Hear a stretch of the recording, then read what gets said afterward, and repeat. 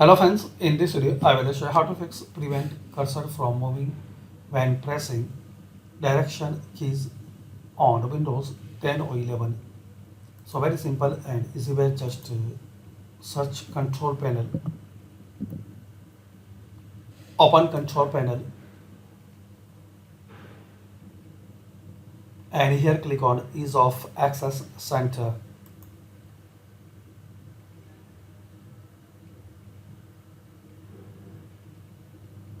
Click on make the mouse easier to use.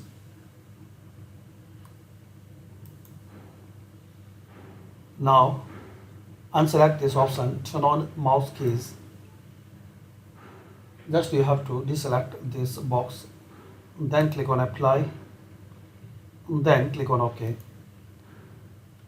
Now close it and restart your system. So this way guys, you can fix and resolve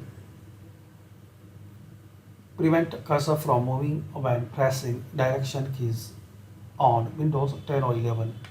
Thanks for watching and please comment on this method work for you or not.